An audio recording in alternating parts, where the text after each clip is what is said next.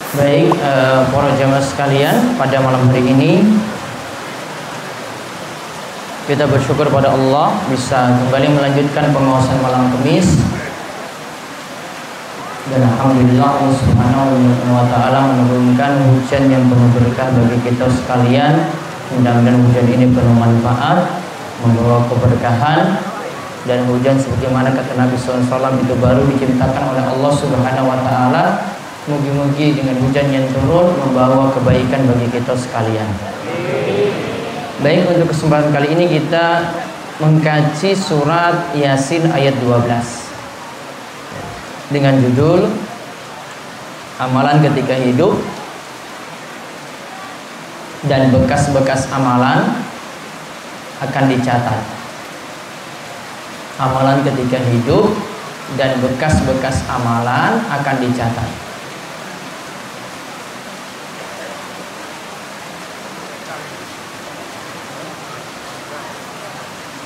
Taib dibacakan surat Yasin ayat 12.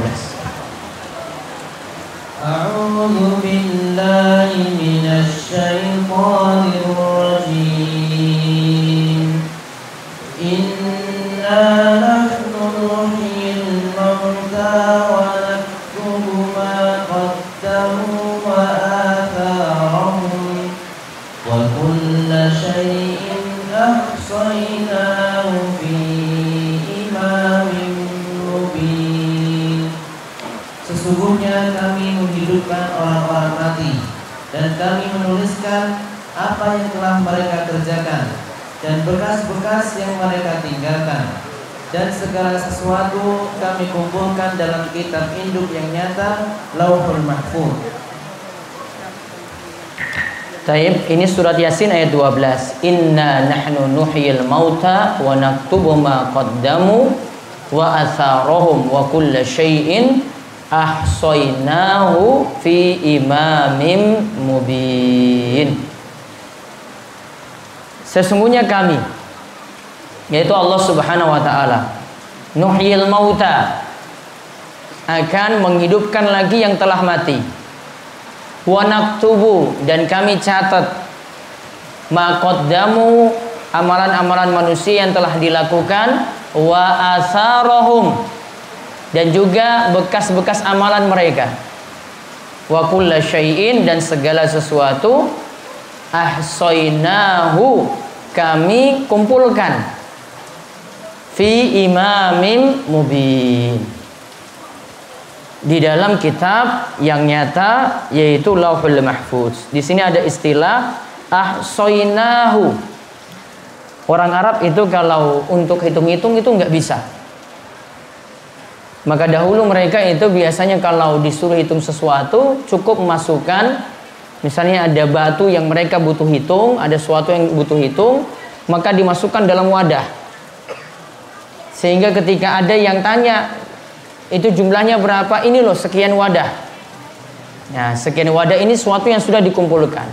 Maka amalan-amalan manusia tadi sudah dikumpulkan di dalam catatan, yaitu yang ada di Lauhul Mahfuz. Lauh itu artinya lembaran, Mahfuz itu artinya terjaga.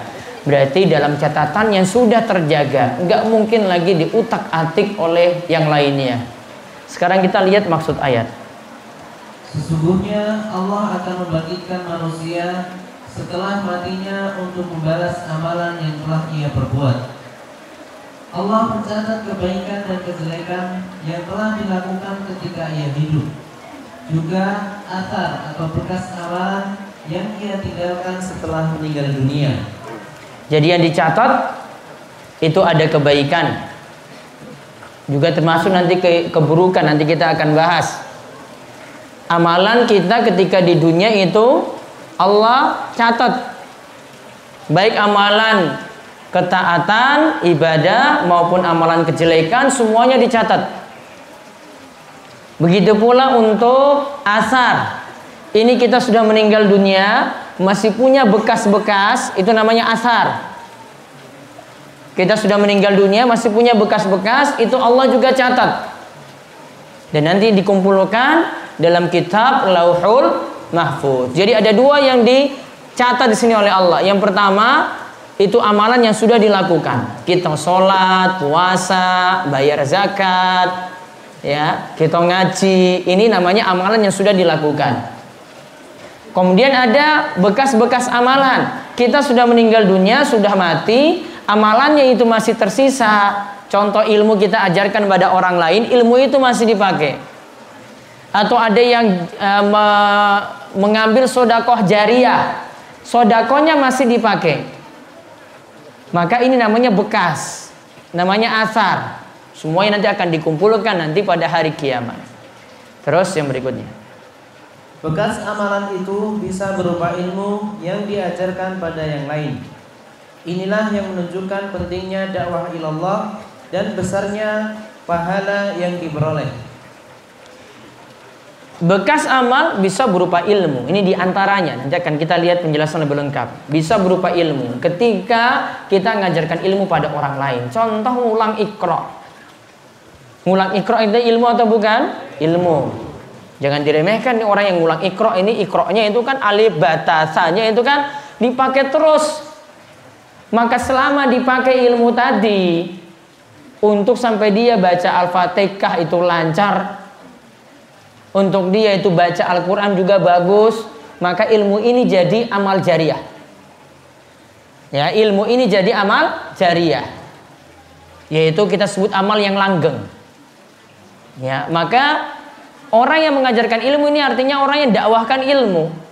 Ini termasuk orang yang utama dalam hal ini. Ketika dia dakwahkan ilmunya, walaupun ilmu yang sederhana tadi, Bapak Ibu sekalian, contoh ngulang Quran saja, maka ini akan menjadi manfaat ketika ia telah meninggal dunia. Terus, segala amalan dan niat telah dicatat dalam kitab yang berada di tangan malaikat yang berada di Lauhul Mahfuz. Tadi amalan juga niat-niat kita, niat untuk kebaikan. Selama ini dia punya tekad untuk melakukan amalan tersebut, niatnya juga dicatat. Dicatat dalam kitab yang berada di tangan malaikat, yang itu berada di Lauhul Mahfuz. Terus, mengenai ayat yang artinya, dan kami menuliskan apa yang telah mereka kerjakan dan bekas-bekas yang mereka tinggalkan. Menurut Ibnul Jauzi, yang dimaksud ma qaddamu adalah akan dicatat kebaikan yang telah ia lakukan di dunia, begitu pula keburukan. Nah, jadi kalau ma qaddamu itu apa yang telah dilakukan. Kalau tadi bekas-bekas tadi itu berarti apa yang ditinggalkan. Jadi yang di dunia selama kita hidup yang kita amalkan itu namanya ma qaddamu. Sedangkan kalau kita sudah meninggal dunia ada bekas-bekasnya namanya wa asarahum. Terus, setiap amalan tadi telah dicatat dalam Imamul Mubin. Yang dimaksudkan di sini adalah Ummul Kitab, induk kitab. Demikian disebutkan dalam ayat lain yang artinya, ingatlah suatu hari yang di hari itu kami panggil tiap umat dengan pemimpinnya. Yang dimaksudkan dengan pemimpinnya di sini adalah dengan kitab amalan mereka yang bersaksi atas kejelekan dan kebaikan yang mereka lakukan. Nah, jadi yang dimaksudkan dengan Imamul Mubin itu kitab mereka. Jadi kita semuanya nanti akan menerima catatan amalan kita masing-masing. Ada yang menerima kitab dengan tangan kanannya. Fa amma man utiya kitabahu biyamini fasawfa yuhasabu hisaban yasira. Ada yang menerima kitab dengan tangan kanannya, maka nantinya dia akan mendapatkan hisab yang mudah. Ada juga sebaliknya, menerima kitab dengan tangan kirinya dari belakang, punggungnya. Wa amma man utiya kitabahu wara'a dhahri fasawfa yad'u subura. Dan ada orang yang menerima kitabnya tadi, catatan amalnya tadi dengan tangan kirinya dan diterima dari belakang, bukan diterima dari depan, diterima dari belakang punggungnya, tanda orang yang dihinakan. Karena kalau kita diberi baik-baik itu dari depan. Ya, kita diberi baik-baik itu dari depan, namun dia nerima dari belakang. Diterima dengan tangan kirinya dari belakang, menunjukkan adalah kehinaan untuk orang tersebut. Nah, intinya maksud ayat di sini adalah yang pertama, Allah di sini bisa membangkitkan manusia nanti pada hari kiamat. Kemudian maksud ayat lagi yang kedua, setiap yang kita lakukan itu nanti dicatat dan nanti akan dibalas. juga bekas-bekas amalan kita dicatat dan juga nanti dibalas. Termasuk juga nantinya semua dihimpun dan nanti akan dibalas nanti. Semua dihimpun dalam Imam Mubin tadi, catatan amal kita, dan nanti akan dibuka pada hari kiamat. Kemudian akan dihisab satu persatu dari amalan yang telah kita lakukan. Kita mohon pada Allah Subhanahu wa taala semoga hisab kita adalah hisab yang mudah pada hari kiamat. Amin. Ya, sekarang kita lihat bekas amalan berupa langkah akan dicatat. Yang dimaksud bekas amalan menurut tafsiran pertama adalah bekas langkah kaki. Nah, sekarang kita bahas khusus bekas amalan. Di sini yang disebutkan pertama bekas langkah kaki. Jadi kita gerak, kita berjalan, bekas langkah kaki kita menuju masjid, bekas langkah kaki kita menuju pengajian, itu dicatat. Ya, itu dicatat bekas langkah kakinya. Sekarang kita lihat ada kalimat yang bagus dari seorang tabi'in yang namanya Qatadah. Qatadah rahimahullah mengatakan, seandainya Allah lalai dari urusan manusia, maka tentu saja bekas-bekas kebaikan dan kejelekan itu akan terhapus dengan hembusan angin. Nah, kalau andai saja bekas-bekas itu tidak dipedulikan, angin datang, bekas kaki tadi sudah terhapus. Kita tidak ada lagi bekas yang dihitung. Terus, akan tetapi Allah Subhanahu wa taala menghitung seluruh amalan manusia. Begitu pula bekas-bekas amalan mereka. Sampai-sampai Allah Subhanahu wa taala akan menghitung bekas-bekas amalan mereka baik dalam ketaatan maupun dalam kemaksiatan. Barang siapa yang ingin dicatat bekas amalan kebaikannya, maka lakukanlah. Maka tadi disebutkan oleh Qatadah, amalan kebaikan itu bekasnya dicatat, amalan kejelekan juga bekasnya dicatat. Jadi bukan amalan baik saja. Kita ngaji membuat langkah kaki, atau ya kalau datang pakai kendaraan, pakai truk, pakai bis ya tak? Nah, berarti bekas apa berarti? Iya, ban. Ya. Tepaknya di jalan itu gimana? Ya. Itu selama muter itu dicatat itu. Dari Tanjung Sari, Tepus itu berapa itu? Muternya itu berapa kali itu? Ini dicatat. Ya. Pulang lagi sama juga demikian. Ya, pulang juga nanti dicatat seperti itu pulang. Jadi nggak ada yang sia-sia. Pergi dicatat, pulang juga dicatat. Meskipun kehujanan tambah lagi. Ya. Bukannya teles-teles saja pas mulai itu ora masalah. Ya. Palane malah tambah oke. Ya. Terus dari Jabir bin Abdullah. Sekarang kita lihat hadis yang menunjukkan bekas langkah kaki itu dicatat. Dari Jabir bin Abdullah radhiyallahu anhu berkata, di sekitar masjid ada beberapa bidang tanah yang masih kosong.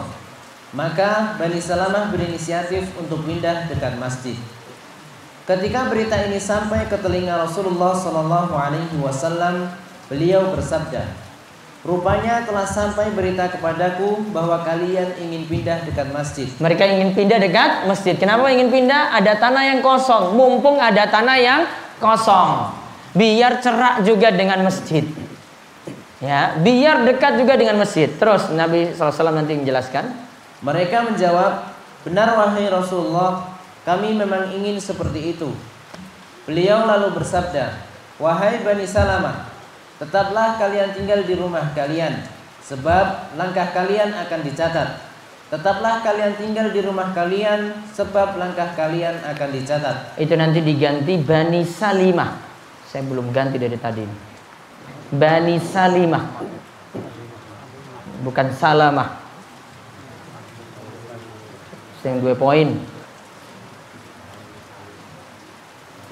Wahai Bani Salimah, diyarakum tuktab asarukum, diyarakum tuktab asarukum. Wahai Bani Salimah, rumahmu di situ, sudahlah biarkan. Bekas langkah kakimu nanti akan dicatat. Wahai Bani Salimah, diulang lagi, bekas langkah kakimu akan dicatat, maka tetaplah tinggal di situ, nggak usah dekat dengan masjid. Karena makin jauh dengan masjid, berarti makin banyak langkah. Maka itu nanti akan dicatat. Dan tentang ini, walaupun para ulama dalam hal ini berselisih pendapat tentang riwayatnya, ada kisah juga sama tadi dari Bani Salimah, di mana saat itu mereka Bani Salimah ini ingin pindah tadi, kemudian turun ayat ini, inna nahnu nuhyil mauta wa naktubu ma qaddamu wa atharahum wa kulla syai'in ahsaynahu fi imamin mubin. Ketika mereka ingin pindah rumah dekat dengan masjid, kemudian turunlah ayat ini, sesungguhnya kami menetapkan bagi kalian ya kematian, kami menghidupkan kalian lagi setelah kalian itu mati, dan kami catat amalan yang telah kalian lakukan dan bekas-bekasnya. Amalan yang telah dilakukan dan bekas-bekasnya. Maka ayat ini katanya asbabun nuzulnya menurut sebagian ulama dikarenakan Bani Salimah tadi yang mau pindah dekat dengan masjid. Riwayatnya disebutkan oleh Imam At-Tabari, namun sebagian ulama seperti Syekh Mustafa Al-Adawi mengatakan riwayatnya itu lemah atau dhaif, ya, namun sebagian yang lain menganggapnya itu tidak masalah. Terus bekas amalannya diikuti oleh orang lain. Bekas-bekas amalan menurut tafsiran lainnya adalah bekas kebaikan dan kejelekan yang diikuti orang lain. Ada kebaikan, ada juga kejelekan yang diikuti orang lain. Ada yang ngaji, yang lain juga dia itu ngikuti atau dia ngulang tadi pada orang lain, maka ini berarti bekasnya ada pada dia. Ada pada orang lain tadi. Ada yang bangun masjid, okay? Ada yang bangun masjid, mungkin dia kasih wakaf untuk tanah, sudah dipakai saja tanahnya itu untuk wakaf. Maka bekasnya tadi itu jadi amalan bagi dia, dicatat terus, karena ada kebaikan yang tersisa. Kalau di sini kita bahas diikuti oleh orang lain, tadi dengan mengajarkan ilmu, mengajarkan Al-Quran, mengajarkan sholat, macam-macam bisa diajarkan. Termasuk juga yang dicatat sini adalah kejelekan yang diikuti oleh orang lain. Bisa jadi dari kita ada murid-murid kita yang mengikuti kejelekan yang kita lakukan. Atau bisa jadi orang tua yang ada di rumah mempengaruhi istri akhirnya ikut jelek juga, atau mempengaruhi anak juga ikut nakal. Biasanya ini loh, nggak apa-apa lah, tersinggung lah, nggak masalah. Bukan masalah nggih? Iya, men tersinggung, siapa suruh ngaji. Biasanya kalau bapaknya itu merokok, wis podo paham berarti ini. Anak ibu ya? Berarti siapa yang bawa itu tadi? Nah, ya wis berarti wis paham. Saya nggak usah kasih alasan jauh-jauh. Lihat nanti bapaknya itu siapa. Maka kadang kalau anaknya itu tanya, anaknya komentar, Ustadz ini gimana saya mau bangun subuh itu tepat waktu. Ini anak bocah SMA ini yang nanya, saya bagaimana bangun subuh tepat waktu? Saya cuma jawab, bapakmu sholat di masjid enggak? Enggak. Berarti masalahnya dari bapakmu juga, bukan hanya kamu saja. Biasanya kamu sulit bangun itu gara-gara bapakmu dulu nggak pernah didik juga untuk bangun. Namun kalau orang tuanya itu biasa bangun subuh, pasti anaknya juga tidak. Betul apa betul? Nah, berarti ini masalahnya nih bapak ini. Tadi rokok, tadi juga malas bangun subuh. Itu asalnya dari situ. Nggak usah lihat jauh-jauh, nggak usah salahkan anak. Ya, ibu rata-rata baik-baik kok, bapaknya sengelan kok biasanya. Ibunya sudah ngajak anaknya sholat, bapaknya malah sholat. Iya, bapaknya kan anaknya bisa pakai alasan, wah kui bapak wae ora tangi. Ya dia lanjut. Coba tadi anaknya tadi diingatkan lagi, kamu ngerokok, ibunya yang nasihatin. Namun dia gampang bantahnya, wah bapak aja kayak begitu. Seminggu saslop, apa orang slop? Nah, itu kan. Maka nggak akan jauh-jauh loh bapak. Maka ingat, hati-hati kalau ini dari jenengan yang buat masalah, dapat bagian dosa juga dari anak. Ya, bapaknya gali, anaknya juga sama seperti dapat juga. Ya, dosa dari orang tua ini dapat juga dari anaknya karena dia contohnya yang jelek-jelek dalam rumah. Bapaknya pemabuk, anaknya juga ikut mabuk, maka anaknya ini nanti akan membuat bapaknya dapat dosa juga dari dia juga sama. Jadi bapaknya dapat dosa dari anaknya dikarenakan dia beri contoh yang jelek pada anak. Maka itulah pengaruh orang tua di sini. Berilah contoh yang baik, jangan beri contoh yang jelek. Sama juga dengan ibu-ibu. Ibu-ibu ingin anak putrinya itu jadi baik, ibu-ibu juga beri contoh di rumah. Bukan keluar rumah pakai baju you can see, ya. Bukan yang buka-buka aurat seperti itu, boten. Celananya cuma kata endek. Kadang ada pakai baju, harusnya itu bukan ibu-ibu yang pakai, harusnya anak kecil yang pakai, bajunya press body banget. Wah, super ketat. Ya, untung saya nggak pernah lihat di Wara seperti itu di sini. Makanya saya malas keluar dari sini itu karena tempat lain sudah nggak steril lagi. Ya, mau keluar ke kota sana, aduh salah lihat. Ya, mau keluar lagi ke Jogja lagi, parah lagi. Ke Jakarta, parah lagi. Ya, fitnah di mana-mana, godaan di mana-mana. Ya, ini tadi maksudnya bekas amalan seperti itu. Ada kebaikan yang diikuti orang lain, ada kejelekan yang diikuti orang lain. Yang ikuti tadi berarti kita dapat bekas amalnya. Dia ngikuti kita baik, oh berarti kita dapat baikan bekasnya tadi. Dia ngikuti kita dalam hal yang jelek, oh berarti dia ikuti kita juga dapat bekas juga kejelekannya. Sekarang lihat hadis dari Jarir radhiyallahu anhu, Rasulullah SAW bersabda. Dari Jarir radhiyallahu anhu, Rasulullah sallallahu alaihi wasallam bersabda, barang siapa melakukan suatu amalan kebaikan lalu diamalkan oleh orang sesudahnya, maka akan dicatat baginya ganjaran semisal ganjaran orang yang mengikutinya, dan sedikit pun tidak akan mengurangi ganjaran yang mereka peroleh. Sebaliknya, barang siapa melakukan suatu amalan kejelekan lalu diamalkan oleh orang sesudahnya, maka akan dicatat baginya dosa semisal dosa orang yang mengikutinya tanpa mengurangi dosanya sedikit pun. Man sanna fil islami sunnatan hasanatan. Siapa yang memberikan sunnah hasanah, ya, memberikan contoh yang baik. Ini sebenarnya ada ceritanya dari hadis Jarir ini. Ada cerita Nabi SAW ketika itu lihat ada orang miskin datang, kemudian ingin memotivasi para sahabat, ayo siapa yang bisa bantu orang miskin ini, maksudnya bantu untuk keluarkan sedekah. Maka ketika itu orang-orang, ya, ingin siap-siap bersedekah, namun harus ada yang jadi pelopor ketika itu. Ada seorang yang keluarkan hartanya itu banyak, numpuk di situ duluan. Kumpulkan di situ duluan. Orang ini jadi contoh bagi yang lainnya. Kemudian ketika itu datang sahabat yang lainnya, ngikuti dia lagi, bawa harta yang banyak, numpuk di situ untuk membantu orang miskin tadi. Maka sampai dihitung tadi, hartanya banyak sekali yang terkumpul untuk sedekah pada orang miskin tadi. Maka keluarlah hadis ini. Man sanna fil islami sunnatan hasanatan. Siapa yang jadi contoh, pelopor kebaikan, lantas diikuti oleh orang lain, dia jadi contoh duluan kan? Dia kan yang sedekah duluan tadi, yang lainnya nyontoh, maka baginya pahala. Dia kan sedekah dan juga pahala dari orang-orang yang mengikutinya, tanpa mengurangi pahala orang yang mengikuti tadi sedikit pun juga. Sebaliknya, ada orang-orang yang memberikan contoh yang jelek.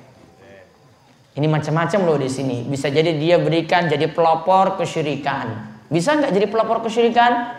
Bisa. Bisa jadi dia jadi pelopor amalan-amalan sing ora ono tuntunan. Bisa nggak seperti itu? Bisa. Wah, dari dia, siapa yang bawa amalan ini ke dusun ini? Wah, niku Pak niku loh. Oh, berarti dia yang jadi pelopor. Ya, dia yang jadi pelopor dalam hal ini.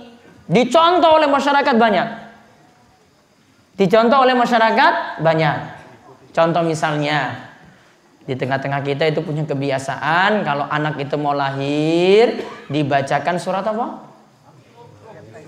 Surat apa? Yusuf, biar gantengnya kayak Nabi Yusuf. Terus surat apa meneh? Maryam, biar ayune kayak Maryam. Emang ini sudah pernah lihat Maryam? Kalau Yusuf saya akui memang Yusuf itu setengah ketampanan laki-laki itu ada di Nabi Yusuf. Seluruh ketampanan laki-laki separuhnya itu ada di Nabi Yusuf. Namun Maryam saya belum tahu. Ini nggak tahu nih filosofinya dari mana ini baca Yusuf dan Maryam ini. Ya. Kenapa nggak surat An-Nur yang artinya cahaya gitu? Ya, namun yang dipilih surat Maryam. Ya, ya kan seperti itu kan? Nah, kalau dia jadi pelopor, hati-hati. Ini siapa yang pelopori ini? Karena ini harus ada contoh terlebih dahulu saking Nabi kita Muhammad Sallallahu Alaihi Wasallam. Nggak bisa kita tujuannya nanti biar anaknya itu selamat. Kalau itu lanang maka nanti selamat ketika lahir. Baca surat Yusuf. Biar nanti juga ketika lahirnya itu wedok putri, biar nanti ayu cantik selamat, maka dibacakan surat Maryam. Harus ada dalil. Kalau nggak ada dalil nggak boleh. Maka nggak boleh jadi pelopor untuk buat amalan ini terlebih dahulu. Sampai ada dalil. Paham ya? Ya, sampai ada dalil. Masih ada nggak seperti ini di sini? Masih. Masih ada nggak di tengah-tengah kita?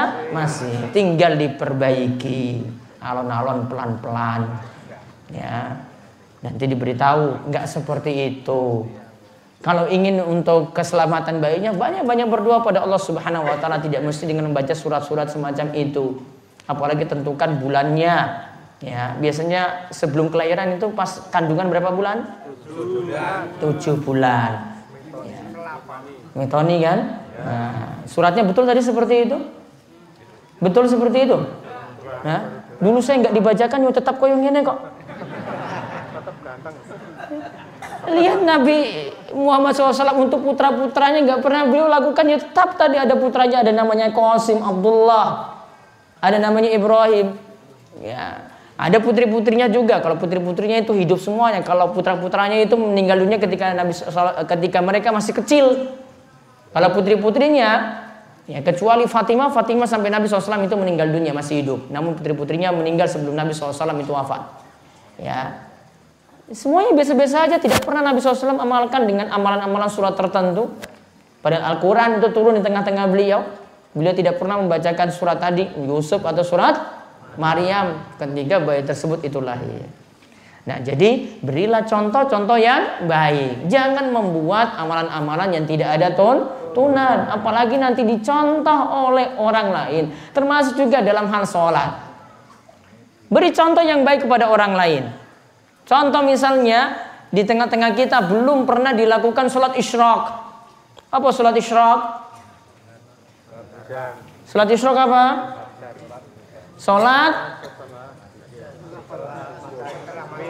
Sholat subuh di masjid, kemudian diam sampai matahari meninggi, kemudian melakukan sholat kalih rakaat, pahalane haji lan umrah sempurna. Iya kan? Nah, kita lakukan pertama kali di masjid kita, yang lain itu nggak pernah lakukan. Terus yang lain akhirnya nyontoh, Pak, niku sholat apa toh Pak? Oh, ini sholat isyraq. Nah, habis itu diajarin sholatnya seperti ini caranya. Jenengan jadi pelopor ini, berarti nanti yang lain melakukan, jenengan dapat pahala terus. Ya, dapat pahala dari itu. Maka berilah contoh yang baik sehingga yang lainnya itu bisa mencontoh kita dan kita dapat pahala dari mereka. Sekarang kita masuk faedah ayat ke-12. Allah akan menghidupkan makhluk yang telah mati, yang telah menjadi tulang belulang pada hari kiamat kelak. Itu mudah bagi Allah untuk melakukannya. Jadi Allah akan menghidupkan makhluk yang telah mati, yang sudah masuk dalam kubur, yang sudah jadi tulang belulang, yang sudah terpisah-pisah, misalnya tulangnya sisi sana, tulangnya sisi sini, Allah bisa satukan semuanya. Terus kesimpulan dari surat An-Naba ayat 6 sampai 16. Ada 4 bukti adanya hari berbangkit kelak, yaitu, nah di sini dibuktikan, nanti dibuka surat An-Naba juz 30 ayat 6 sampai 16 itu menunjukkan adanya hari berbangkit. Artinya orang yang sudah mati tadi dalam kubur itu bisa dibangkitkan pada hari kiamat. Karena ada orang-orang yang tidak meyakini kalau wis mati sudah jadi tulang belulang nggak mungkin balik lagi hidup. Maka di sini Allah buktikan dalam beberapa surat, dalam beberapa ayat, diantaranya surat An-Naba ayat 6 sampai 16. Dibaca satu. Allah mampu menciptakan langit dan bumi. Nah, di situ dijelaskan tentang Allah menciptakan langit dan bumi. Kalau Allah itu mampu menciptakan langit dan bumi, maka menciptakan manusia lebih mudah. Karena menciptakan langit itu lebih berat. Karena langit itu besar sekali, kemudian tidak bertiang. Lihat kalau atap sini bertiang, gitu. Langit tetap terjaga seperti itu. Kalau Allah mampu menciptakan itu, maka untuk manusia lebih mudah lagi. Yang kedua, Allah mampu menghidupkan tanah setelah matinya. kalau ada tanah, kemudian disirami air hujan. Awalnya mati, gersang, gak ada yang hidup. Disirami air hujan, akan subur, kembali lagi hijau. Seperti ini kalau Allah mampu lakukan, maka membangkitkan manusia yang telah mati pada hari kiamat mudah bagi Allah. Yang ketiga, Allah mampu menciptakan manusia, maka lebih mudah lagi untuk dibangkitkan. sesuatu yang diciptakan dari awal alias baru, disuruh kembalikan lagi lebih mudah. HP ini kalau kita cuma perbaiki saja gampang. Buat dari awal kan lebih berat, iya kan? Namun kalau ini sudah rusak, taruhlah rusak total, kemudian kita cari spare partnya yang rusak, bagian-bagian yang rusak, diperbaiki lagi, maka kembali lagi normal seperti dulu. Maka manusia diciptakan awal itu lebih berat daripada nanti cuma dibangkitkan saja. Karena dibangkitkan saja itu berarti cuma melanjutkan. Alias melanjutkan itu lebih mudah daripada memulai dari awal. Ini kaidah umum. Kadang beberapa masalah saya jawab dengan kaidah ini. Melanjutkan lebih mudah daripada memulai dari awal. Ini dalam masalah apa-apa. Contoh, kita sholat. Sekarang tinggal rakaat terakhir di tahiyat akhir. Oke? Tinggal kurang salam saja, baca beberapa saja. Apakah kalau sudah iqomah, imam sudah mulai, kita putuskan itu atau tetap lanjutkan? Kalau kondisi seperti ini, lanjutkan lebih baik. Beda kalau kita mulai dari awal, lagi mangkat, Allahu Akbar, rakaat pertama. Itu lebih baik diputus. Namun kalau sudah rakaat terakhir, tahiyat akhir, boleh tinggal dilanjutkan. Dilanjutkan lebih utama daripada memulai dari awal. Sama seperti masalah bapak dan ibu-ibu kasus perceraian. Kaidahnya juga sama. Memulai itu lebih utama dari melanjutkan itu lebih utama daripada memulai dari awal. Saya pengen cerai atau enggak Ustadz untuk masalah ini? Kadang ibu-ibu yang nanya seperti itu. Paling jawaban saya, melanjutkan lebih utama daripada memulai dari awal. Emangnya kalau sudah cerai mau dapat suami baru lagi, emangnya lebih bagus daripada suami yang dulu? Sama juga bapak-bapak.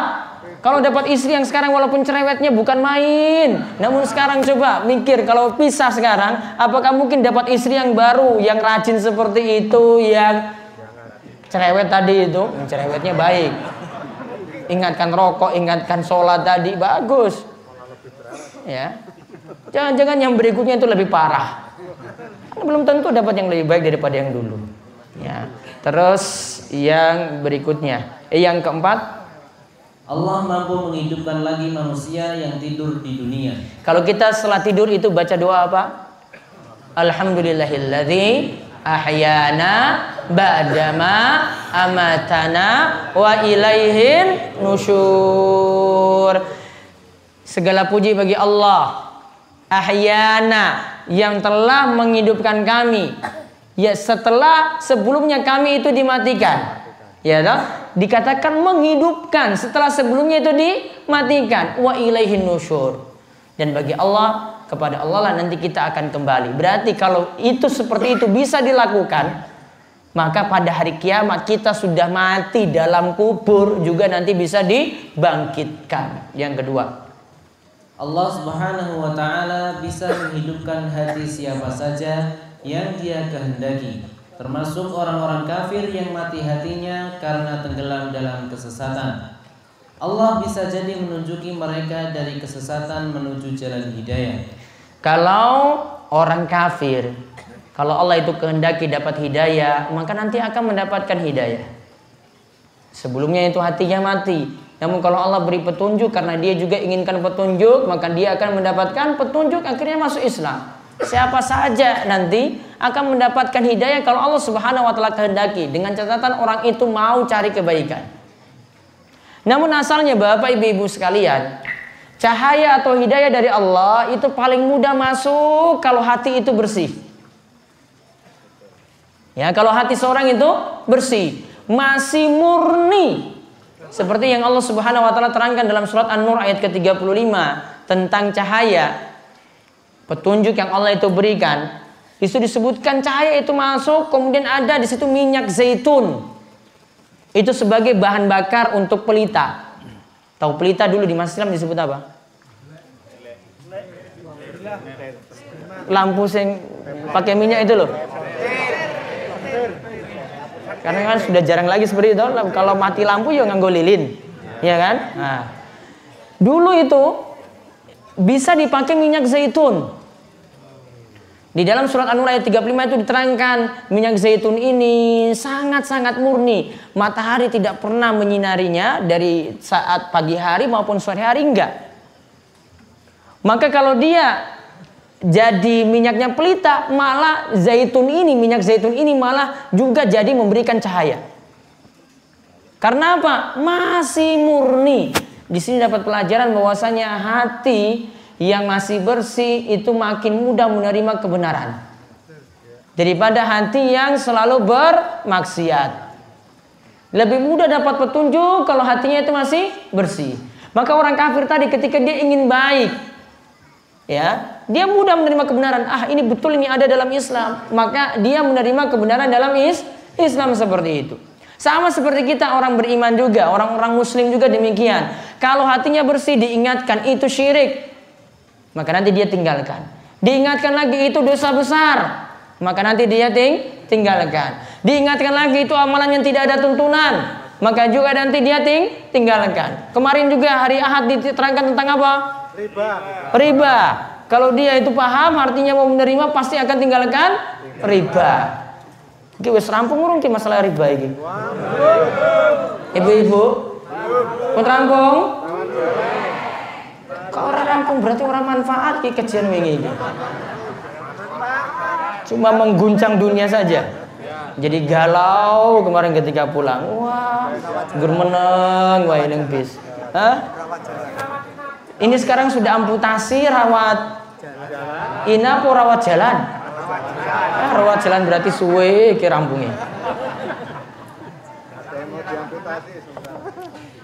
Wah, dari kajian kemarin ki wis 3 dino lho iki. Ini masalah terus yang saya hadapi ini. Ternyata dari kajian kemarin itu banyak-banyak kasus tuh di tengah masyarakat kita. Ya, bahkan sudah ada yang mau niatan keluar lagi ini. Karena mungkin saya bahas terus. Tadi pagi itu ada yang telepon. Ini bukan orang sini, bukan orang Gunung Kidul. Mungkin dia baca status saya atau gimana. Alhamdulillah tersinggung gitu. Ustaz, saya ini jadi programmer di perusahaan leasing lah dia itu sebut. Ya, perusahaan leasing, saya jadi programmer. Apa saya juga terkena laknat itu dalam hadis Rasulullah SAW itu melaknat pemakan riba, yang nyetor, yang nyatet dan jadi 2 saksi. Iya, kamu dilaknat. Saya jawab apa adanya saja. Kamu dilaknat. Dilaknatnya apa? Yaitu kamu itu jadi pencatat, programmer berarti dia nyatat juga kan? Ya. Atau kamu jadi 2 saksi. Terus jawabannya apa? Kalau begitu hari ini juga saya akan resign. Saya akan keluar. Coba itu Masya Allah. Cuma ngomong 5 menit aja ke orang. Ini belum sampai 5 menit. Sudah bilang saya mau keluar hari ini juga. Bapak ibu piye iki? Mau keluar hari ini juga? Jual sawah untuk amputasi tadi? Jual motor untuk amputasi juga berani? Hah? Jual rumah juga untuk amputasi berani? Tinggal di rumah kontrakan jadi nih? Ya, berarti urung wani, gur meneng wae raja.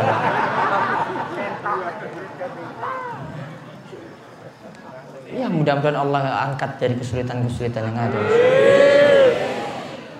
Ya beban berat memang ini ya, utang. Terus nomor 3, Allah akan mencatat setiap amalan yang pernah dilakukan, baik kebaikan maupun kejelekan. Juga dicatat bekas-bekas amalannya. Nah itu tadi seperti diterangkan, Allah mencatat setiap amalan yang pernah dilakukan. Kebaikan dicatat, kejelekan juga dicatat. Yang keempat, yang mencatat amalan manusia adalah malaikat atas perintah dari Allah. Walaupun disebutkan di ayat tadi inna nahnu nuhyil mauta wa naktubu, kami yang nyatat. Ini bukan berarti Allah secara langsung, namun Allah berikan titah kepada malaikat, kamu nyatat.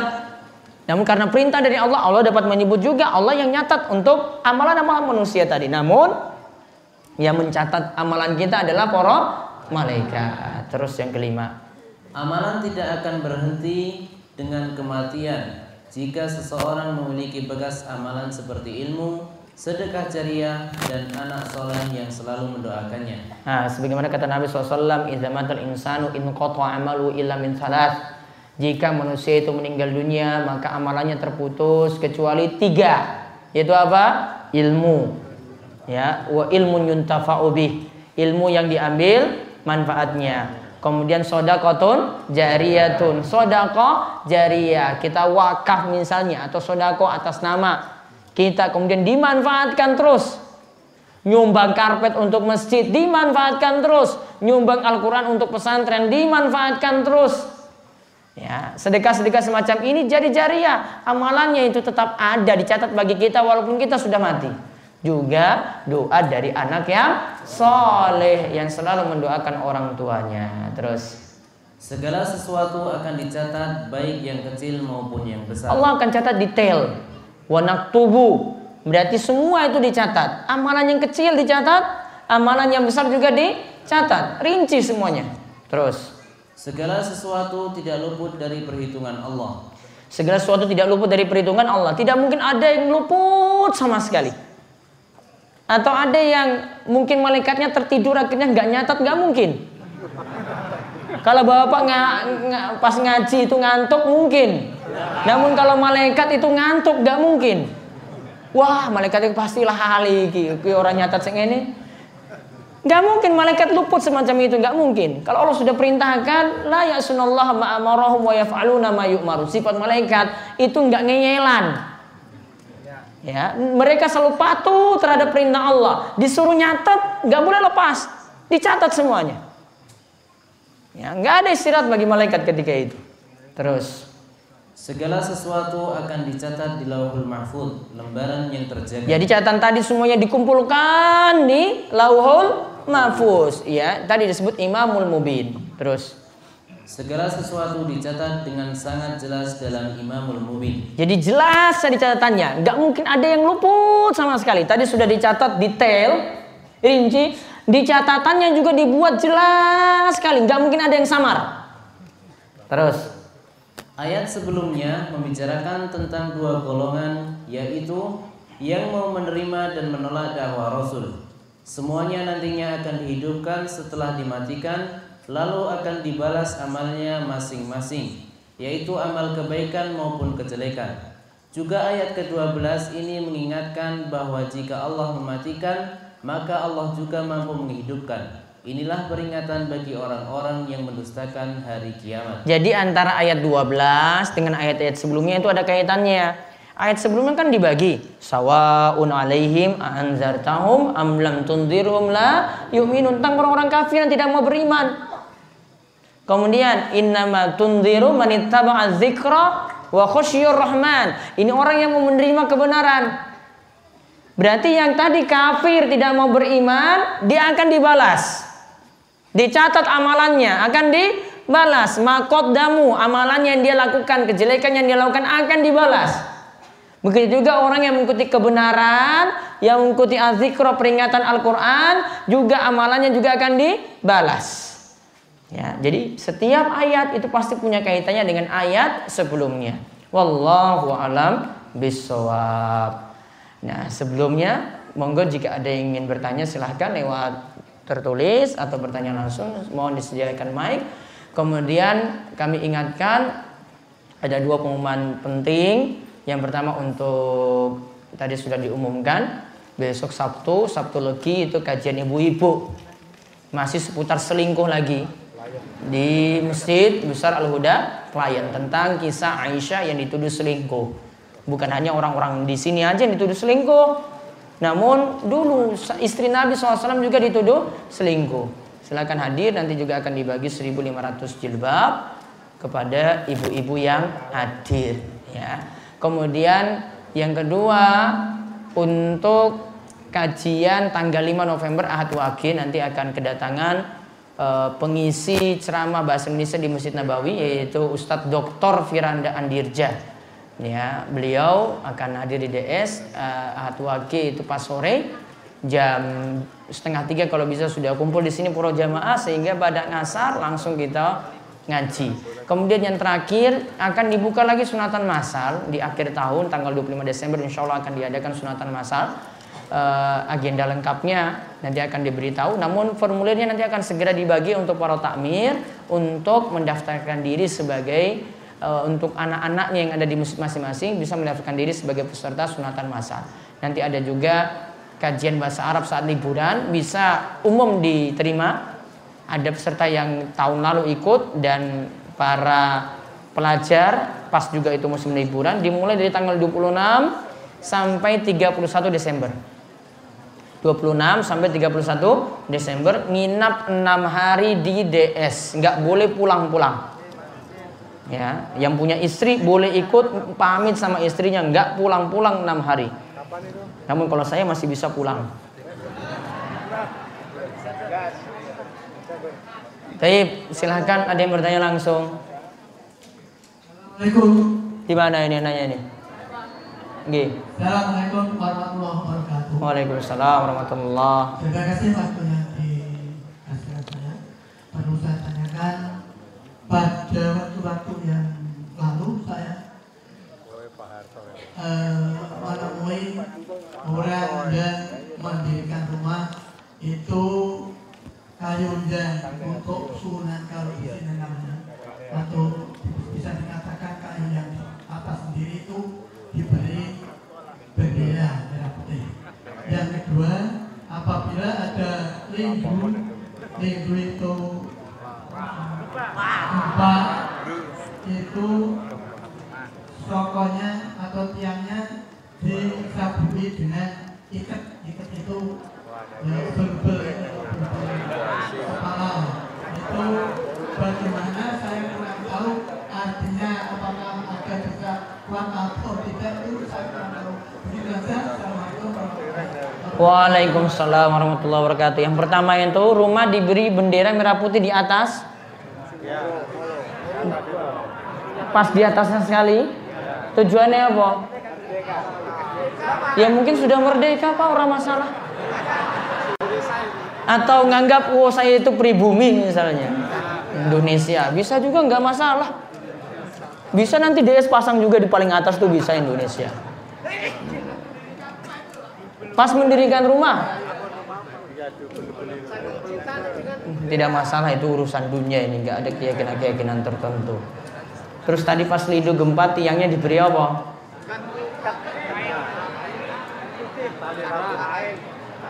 Terus tujuannya apa? Tujuannya apa Pak diikat tadi pas lindu? Agar tidak gempa. Kalau Allah takdirkan ya tetap gempa. Nggak bisa ditolak-tolak dengan itu, nggak bisa. Nantinya ketika itu datang banyak-banyak istighfar, banyak-banyak taubat, itu yang mesti dilakukan. Ya, banyak-banyak istighfar, banyak-banyak taubat untuk hal itu. Terus yang berikutnya, Mike. Ya, langsung. Ibu-ibu ada yang nanya, monggo silakan nanti siap Mike. Assalamualaikum warahmatullahi wabarakatuh. Iya, ibu-ibu dulu berarti. Kalah dengan ibu-ibu. Ayo, monggo Bu. Tadi dijelaskan bahwa amalan tidak akan berhenti ketika semakin jika seseorang memiliki di antaranya anak soleh yang selalu mendoakan orang tuanya. Sementara kami pernah mendengar bahwa jika orang tuanya ketika hidup itu tidak melaksanakan sholat atau ibadah, ketika orang tua itu meninggal, kita tidak diwajibkan untuk mensolatkan atau mendoakannya. Bagaimana mensikapinya? Terima kasih. Assalamualaikum. Baik. Amalan kita akan berhenti ya kecuali kalau punya bekas amal. Contoh tadi anak soleh. Nah, sini tanyakan tadi doa anak soleh berarti apakah tetap menyolatkan atau mendoakan orang tua yang telah meninggal dunia dan orang tua itu tidak sholat. Saya selalu jawab untuk masalah ini, baiknya dihukumi secara lahiriah saja Bu. Apakah KTP-nya itu ngaku muslim apa enggak? Kalau memang ngaku muslim ya sudah, ibu doakan dan ibu sholatkan. Kita hukumin secara lahiriah. Karena kalau kita pakai teorinya, nanti berat untuk ibu jalani seperti ini. Ya, pokoknya disolatkan. Kalau ada yang nggak mau nyolatkan itu urusan yang lain. Ya, namun kalau ini kita hukumin secara lahiriah. Begitu juga dalam masalah doa seperti itu. Saya selalu jawab dengan jawaban seperti ini. Wallahu a'lam. Ada lagi tadi, bapak-bapak. Waalaikumsalam warahmatullahi wabarakatuh. Yang akan saya tanyakan di sini tentang ilmu, Ustaz. Ilmu. Ilmu kita menyampaikan ilmu, contohnya menyampaikan pendidikan agama atau Al-Quran itu menjadi amal soleh. Padahal ilmu itu tidak hanya pendidikan agama saja, termasuk ilmu-ilmu umum di sekolah bagi guru. Itu bagaimana? Apakah termasuk itu amal soleh atau bagaimana, Ustaz? Kalau ilmu tadi itu ilmu yang mengantarkan pada kebaikan, untuk kenal agama atau kebaikan-kebaikan dunia termasuk, bukan sesuatu yang dosa yang dipelajari, boleh untuk diajarkan dan nantinya guru yang mengajarkan akan mendapatkan ya kebaikan jariah juga. Ya, akan mendapatkan kebaikan jariah juga dengan catatan tadi ilmunya bermanfaat. Ada nggak ilmu yang tidak bermanfaat? Ada. Contoh apa ilmu yang tidak bermanfaat? Ilmu perdukunan, ya, ilmu untuk nyantet orang, ya, ilmu untuk nyihir orang. Ini ilmu yang tidak bermanfaat. Satu. Contoh lagi ilmu filsafat. Karena cuma membuat orang itu jadi bingung tentang Allah. Ya, cuma membuat orang itu jadi bingung tentang Allah. Ya. Maka ilmu seperti ini juga tidak boleh dipelajari. Contoh ilmu filsafat itu punya logika yang nggak masuk akal, cuma ruwet saja pikirannya. Mana yang duluan, telur apa ayam? Hah? Telur duluan. Terus siapa yang keluarkan telurnya? Ayam. Muter-muter kan? Tahu ujung-ujungnya apa masalah ini? Ujung-ujungnya kalau begitu, kalau Allah, ya, Allah itu ada, berarti siapa yang sebelumnya sebelum Allah? Itu ujung-ujungnya pertanyaannya. Maka itulah logikanya filsafat. Ruwet. Pikirannya kita sudah yakin tentang Allah, akhirnya bertanya-tanya lagi. Makanya orang filsafat tuh nggak kenal Tuhan. Ya, orang filsafat tuh nggak kenal Tuhan. Pemikirannya seperti itu. Nah, ini ilmu yang tidak boleh dipelajari dan ada ilmu-ilmu yang lainnya lagi yang tidak boleh dipelajari. Jadi secara umum ilmu dunia selama itu adalah berisi kebaikan boleh untuk diajarkan dan juga nanti akan termasuk dalam wa ilmun yuntafa'u bi, ilmu yang diambil manfaatnya. Terus Waalaikumsalam warahmatullahi wabarakatuh. Mau bertanya tentang pendidikan pada anak, Ustaz. Iya.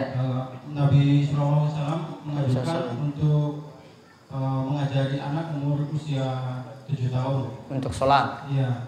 Tapi kebanyakan orang tua sekarang tuh sejak dini udah mau nitipkan anaknya pada sekolah-sekolah TK atau PAUD gitu, Ustaz. Iya. Apa itu juga telah mewakili anjuran Nabi SAW, Ustaz. Dan untuk yang kedua, bagaimana hukumnya kalau orang tua tuh tidak mau merawat anaknya sejak kecil, Ustaz? Sejak mungkin sebelum usia balik atau mungkin dititipkan ke siapa anaknya? Ke orang lain, Ustaz. Kepada Simba? Iya, Simba. Terus pokoknya si anak udah besar tuh apa si orang tua itu juga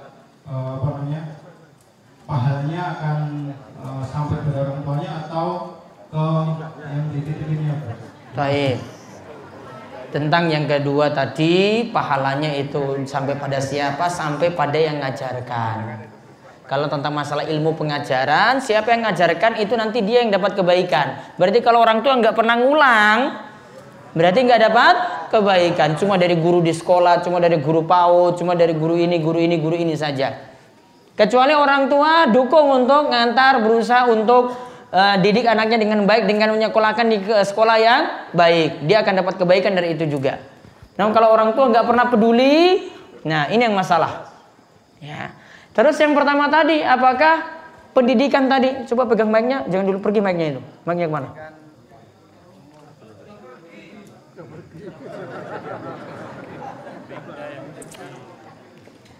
Tadi ilmu tadi.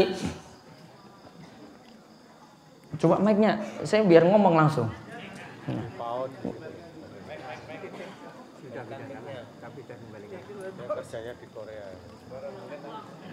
Sudah?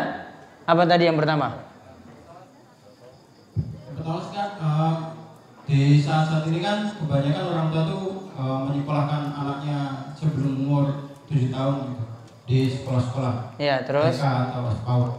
Itu kan di sekolah juga diajari tentang sholat. Apakah itu juga mewakili orang tuanya? Baik, sekarang ketika di sekolah ngajarkan di PAUD atau TK tadi anaknya suruh sholat, apakah emangnya anaknya itu jadi sholat di rumah? Kalau pas di sekolah iya. Di sekolah, di rumah tuh kadang Nah, orang tuanya Ustaz. Ya kadang. Kalau orang tuanya nggak sholat, Orang tuanya di masjid tuh kadang ikut. Gitu. ikut. Kalau orang tuanya nggak sholat, iya kan? Ya. Iya. Berarti pendidikan itu bukan dari sekolah sebenarnya intinya. Intinya itu dari orang tua di rumah. Mau diajarkan jadi baik apapun di sekolah, ternyata di rumah bapaknya tadi perokok berat. Bapaknya tadi pemabuk berat. Ibunya ya kayak gitu ibunya. Kira-kira anaknya jadi baik nggak?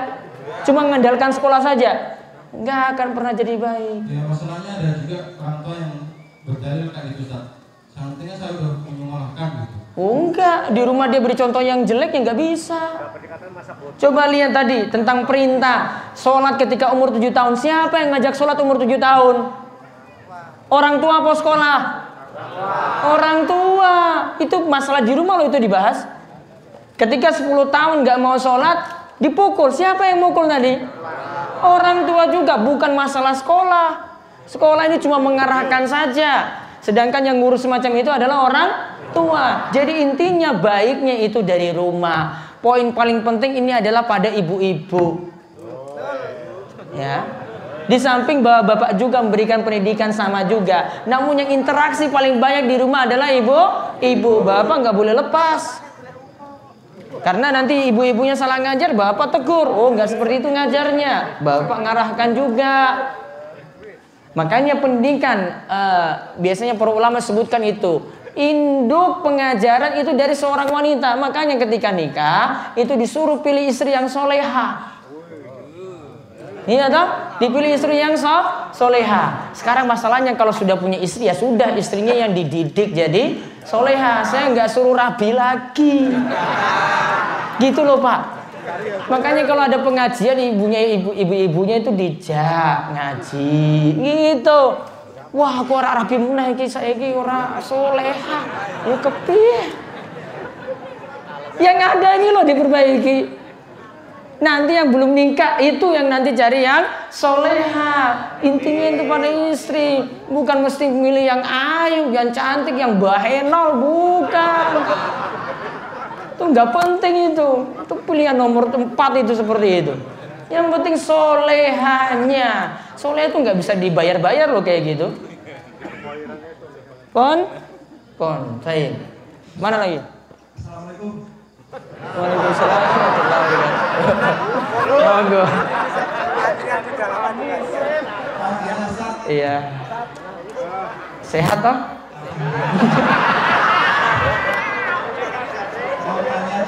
Baik toh. Gimana?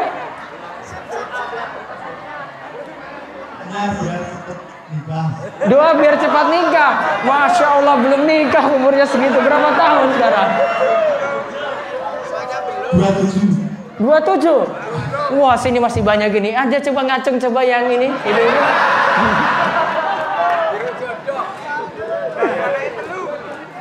Ini sengaja nanya ini kayaknya ini. Maksudnya suruh ustaznya carikan jodoh itu. Tunggu ngaji setahun dulu baru nanti saya carikan jodoh berarti. Ya. Tunggu nanti 18 dulu baru nanti tak carikan jodoh. Kalau sudah ngaji berapa lama? Wah, lagi seminggu. Rasa.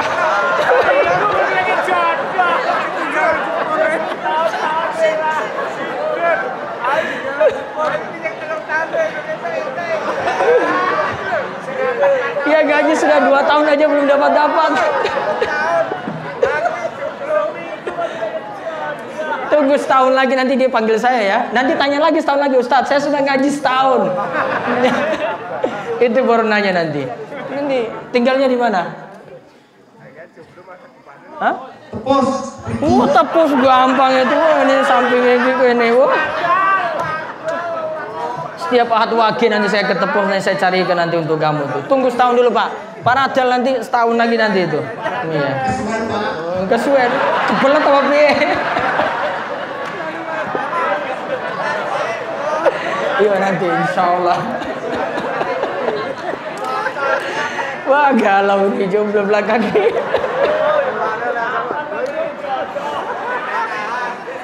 Ini kayaknya ngaji cuma mau cari jodoh aja di sini.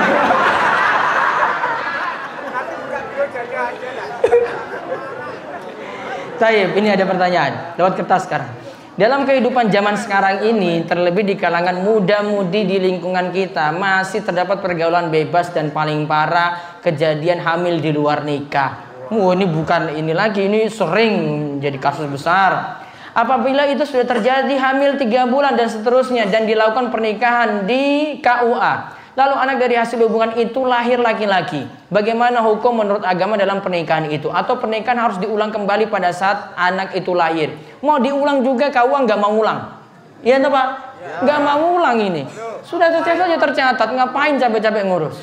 Dalam mazhab Syafi'i juga dipaksa untuk nikah saja nggak masalah. Kalau dalam mazhab Syafi'i, karena mani yang tercampur laki-laki dan perempuan ini sama-sama tidak halal. Sehingga ngapain diurus-urus resmi?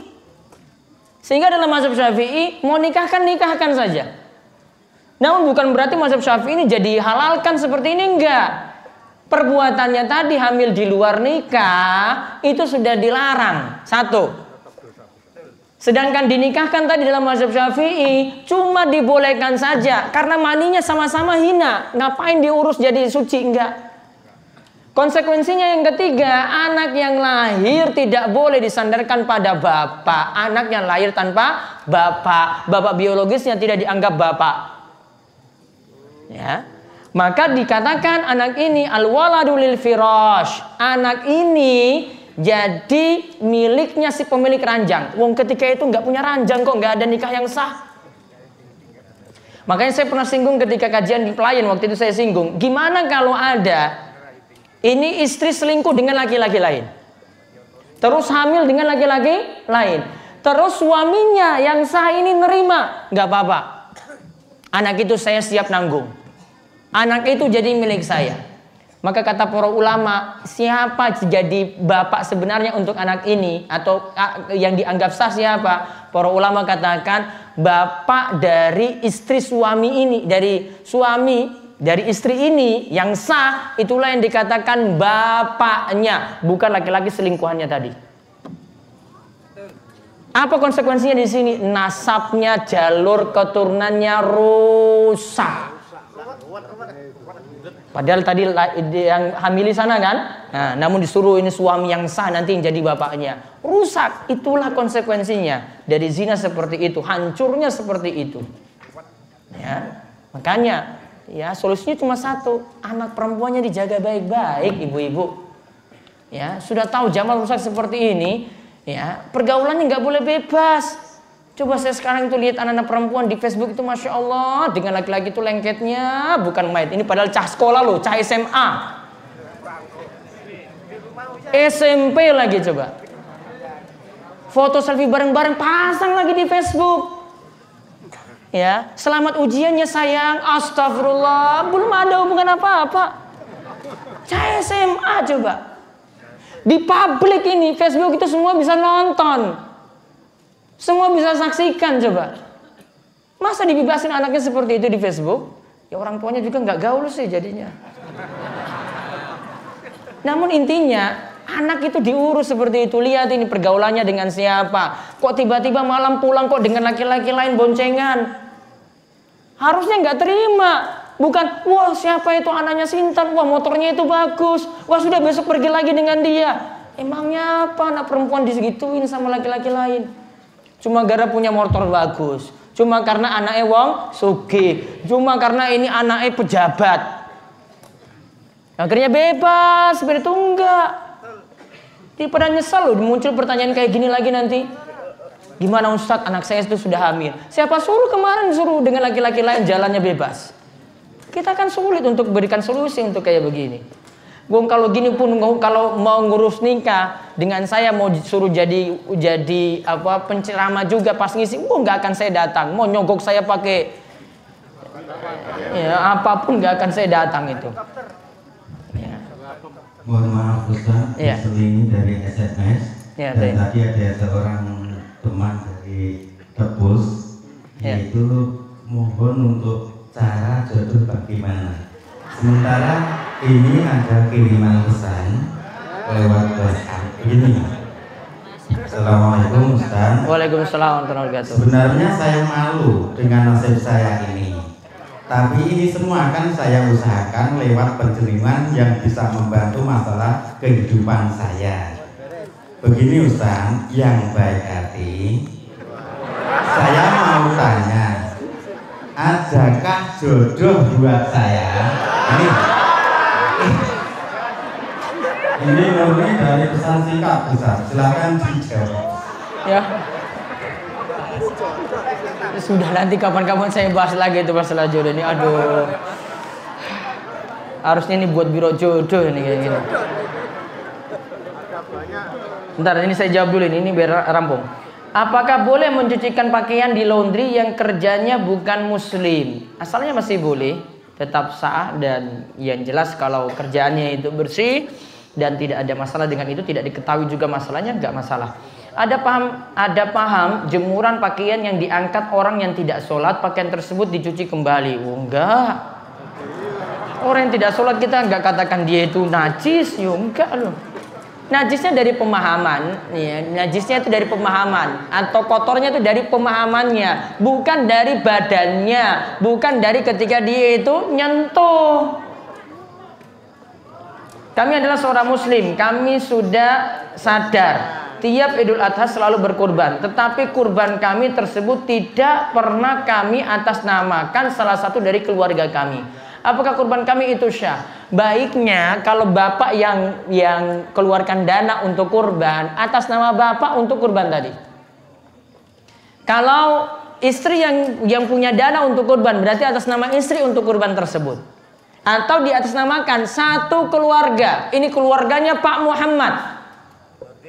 Ya, ini diatasnamakan satu keluarga. Seperti itu yang dituntunkan dalam agama kita. Apakah setiap kurban harus selalu kami atasnamakan sebagai sohibul kurban? Iya. Yang punya dana atasnamakan dirinya atau atasnamakan keluarga. Saya dulu sering mengimami amalan. Saya sudah sejak tahun 2011 sudah tidak mau lagi mengimaminya. Namun masih sering diminta untuk memimpin dan tetap saya tolak, dan sudah kami sampaikan itu amalan yang tidak ada tuntunannya, akan tetapi masih ditirukan. Apakah saya masih dapat dari amalan tanpa tuntunan tadi? Maksudnya karena dia yang nyontohkan pada yang lainnya, apakah juga dia tetap dapat dosa? Yang jelas sudah berusaha untuk menerangkan pada jamaah. Sekarang saya sudah berhenti dan saya sarankan bapak ibu-ibu tidak ikuti lagi. Kalau seperti itu insya Allah tidak akan dapat dosa waris dari yang lainnya. Saya punya tabungan di bank non syariah. Bagaimana hukumnya? Riba apa bukan? Bunga yang didapat dari tabungan tersebut, bunga bank itu riba. Bunga bank itu riba. Sehingga tidak boleh dimanfaatkan untuk kepentingan pribadi walaupun bunganya itu 1 M. Walaupun 1 miliar. Ya, nggak peduli itu jumlahnya banyak, yang jelas tidak boleh dimanfaatkan. Karena bunga bank itu riba. Apa sah membayar utang puasa Ramadan di bulan Sya'ban tahun berikutnya? Sya'ban berarti sebelum Ramadan, nggih? Boleh. Sah, itu paling terakhir. Bila seorang suami tidak memberi nafkah lahir dan batin kepada istrinya lebih dari 6 bulan karena suami sakit dan usahanya kolaps, apakah sudah jatuh talaknya? Kalau ditanyakan istrinya cuma sakit, kok jatuh talak? Nggak bisa ibu-ibu. Istrinya sakit 6 bulan, nggak beri nafkah lahir dan batin. Kewajiban ibu cuma sabar. Ini nggak jatuh talak, ini nggak dalam pembahasan talak, nggak ada pembicaraan talak. Adapun kalau ibu menuntut seperti ini, saya sarankan tidak. Apalagi cuma masalah ini karena masalah yang suami sudah tidak mungkin seperti itu. Kalau ibu bisa membantu urusan suami, masya Allah itu dapat pahala besar di sisi Allah. Namun kalau minta cerai, saya khawatirkan masuk dalam hadis, siapa saja wanita yang minta cerai tanpa ada uzur tidak akan mencium bau surga. Bila istrinya juga tidak mau lagi melayaninya, apakah ia bisa digolongkan nusyuz? Iya, istri nggak mau lagi melayani suami, selama ini masih istrinya dikatakan nusyuz, durhaka kepada suami. Mohon solusinya, solusinya lanjut daripada pisah. Pada waktu dulu pernah mempunyai utang makanan, utang beras, utang uang dan lain-lain kepada orang, namun lupa kepada siapa saja sehingga tidak ingat lagi. Bagaimana caranya melunasi utang-utang tersebut agar tidak menjadi dosa nantinya? Kalau itu tahu orangnya, sekarang serahkan utang tadi pada orang yang hidup. Namun kalau sudah tahu orangnya itu nggak jelas di mana, maka barang utangan ini dikumpulkan, nantinya diatasnamakan orang-orang yang pernah dia pinjam. Dikeluarkan sebagai sedekah. Oh, ini sedekah atas nama si A, dulu pernah saya pinjam makanannya. Oh, ini atas nama si B, dulu saya pernah pinjam uangnya. Oh, ini atas nama si C, saya pernah pinjam ininya. Disodakohkan atas nama orang yang punya utang, atau sebagai isyarat sajalah kalau tidak tahu namanya. Maka seperti itu yang dilakukan. Satu pertanyaan lewat SMS terakhir. Jangan yang jodoh lagi, yang lainnya. Ya. Ada pesan singkat dari salah satu pengirim. Assalamualaikum warahmatullahi wabarakatuh, Ustaz. Waalaikumsalam warahmatullahi wabarakatuh. Maaf, saya mau tanya, jika ingin menjadi santri di pondok pesantren Darus Sholihin, apa saja syaratnya? Dan di sini tidak nerima santri dalam bentuk pondokan, belum ada. Sini baru santri yang datang itu kalong, yaitu pulang pergi. Yang ada kita ada pengajian di mana-mana, ada pengawasan malam Kamis, ada nanti Sabtu Ahad juga ada pengawasan di pesantren. Nih dari berbagai macam umur ada. Kalau anak-anak itu ada TPA dari hari Senin sampai Jumat. Ada juga tahfidz atau hafalan Quran untuk anak-anak di sini. Kalau anak-anak itu yang umuran SD. Kalau SMP nanti pelajarannya hari Sabtu dan Ahad, dipisah putra-putri. Kalau nanti SMA juga ada Sabtu dan Ahad, dipisah putra-putri. Selengkapnya nanti bisa tanya info ini di pesantren.